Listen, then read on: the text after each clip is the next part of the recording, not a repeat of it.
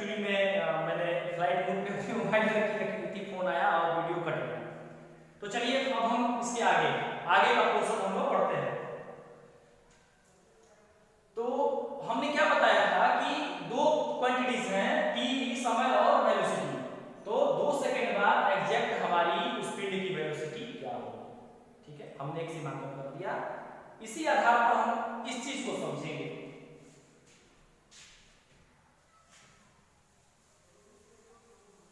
अब चलिए हम ध्यान देते हैं इस टेबल को। आप लोग देखिएगा, इसमें एक्स को हम लोग डोमेन बोलते थे, याद होगा आपको।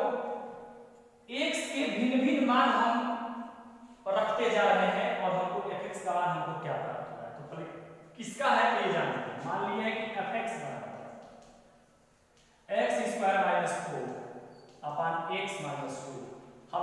हमने एक फंक्शन लिया।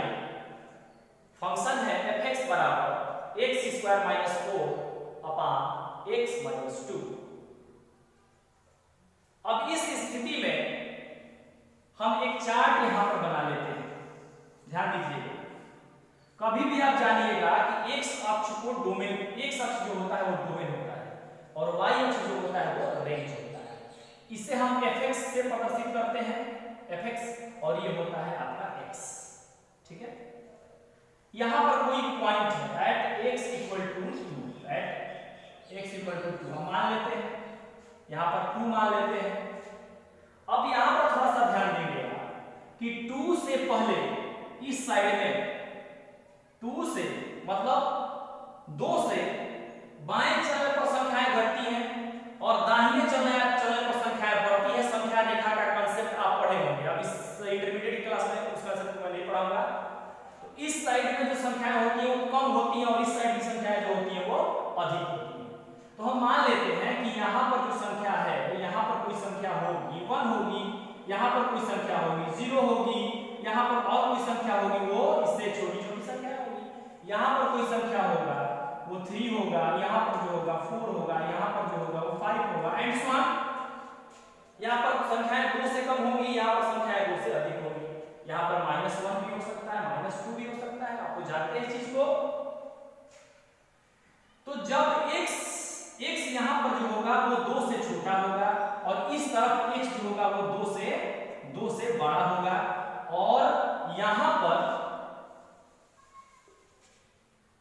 fx बराबर हम यहाँ मान लें x square minus 4 upon x minus 2 और यहाँ पर जो x होगा वो 2 के बराबर। इस लाइन पर x जो होगा वो 2 के बराबर होगा।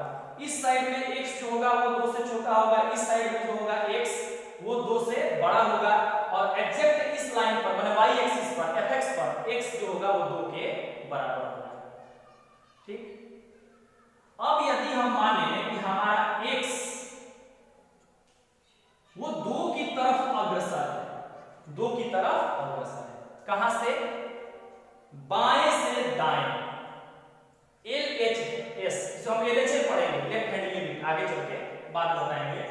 फिलहाल में हम क्या देखते हैं कि x हमारा बाएं से दाएं की ओर x की ओर अग्रसर है, तब fx का मान हमको क्या मिल रहा है?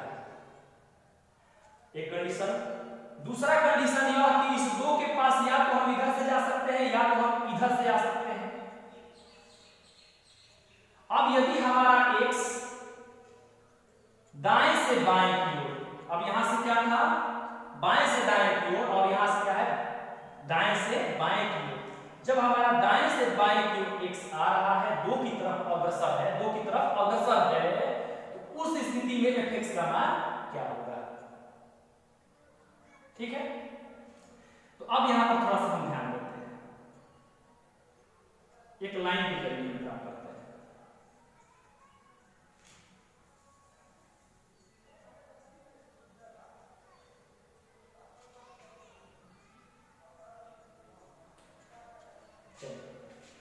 इस पर आइए, x का मान 2 से थोड़ा कम 1.4 है।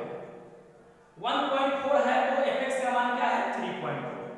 1.5 पर 3.5, 1.6 पर 3.6, 1.7 पर 3.7, पर 3.8, 1.9 पर 3.9, इसी तरह से 1.99 पर जो fx की वैल्यू है वह 3.9 अप्रॉक्सीमेटली 4, मतलब 4 नहीं 4 के करीब। अर्थात जैसे जैसे x 2 की तरफ अग्रसर हो रहा है वैसे वैसे fx जो है वो 4 की तरफ अग्रसर हो रहा है। लेकिन जैसे ही x जो है 2 पर पहुंचता है fx का मान 0/0 अर्थात अपरिभाषित हो जाता है, अर्थात 0/0। अब तो हो गया कि जब x इधर से आगे बढ़ रहा है मतलब 2 से कम से आगे बढ़ रहा है तब क्या होगा। अब हम देख लेते हैं कि यदि x का मान 2 से अधिक है तब 2 की तरफ अग्रसर हो रहा है तब क्या होगा। देख लिया जाए, आपको थोड़ा सा ध्यान दिया जाएगा कि एक स्थिति में यहाँ पर 2 से हम कुछ अधिक मान ले लेते हैं, 2.6 लेते हैं, 2.6 से कम होकर 2.5, 2.4, 2.3, 2.1, 2.01 अर्थात 2 के काफी निकट है। तो जैसे जैसे x जो है 2 की तरफ अग्रसर हो रहा है वैसे वैसे जो आपका fx है वह 4 की तरफ अग्रसर हो रहा है। तो चाहे आप इधर से आइए चाहे आप इधर से आइए, यदि x का मान आप 2 की तरफ अग्रसर करेंगे तो fx का मान हमेशा 4 की तरफ अग्रसर होगा। यदि हमारा x का मान 2 की तरफ अग्रसर होगा उस स्थिति में हमारा fx का मान 4 की तरफ, यहां पर मान लीजिए 4 है तो 4 की तरफ अग्रसर होगा। ठीक है,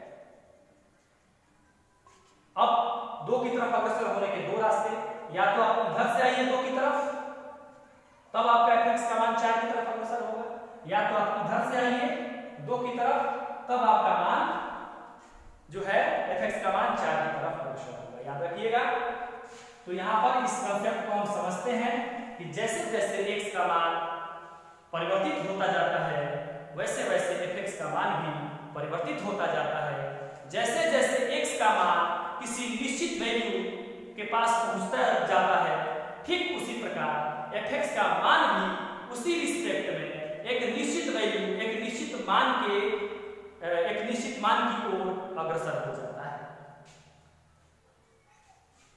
अब हम इसको बाय अलजेब्रिक हल करते हैं तो fx बराबर हमको मिलेगा, अब a square minus b square का फार्मूला आप जानते होंगे, x स्क्वायर माइनस 2 का 2 इसको 4 का लिख सकते हैं, 2 का स्क्वायर अपॉन x माइनस 2।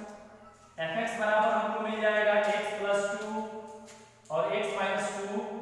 उसके बाद से यहां पर हम लिख सकते हैं x minus 2, x minus 2 will be cancel, तो हमको क्या मिलता है fx बराबर मिलता है x प्लस 2।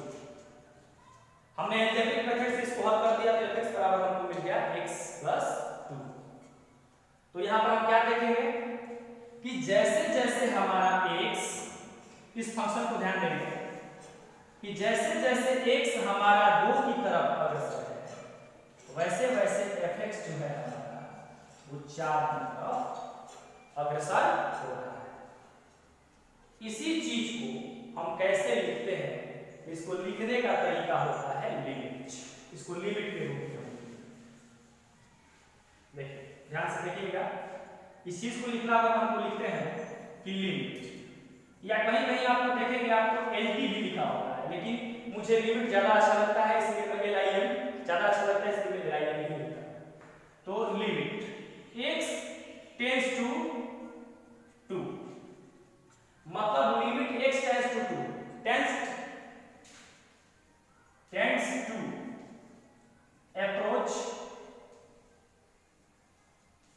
approaches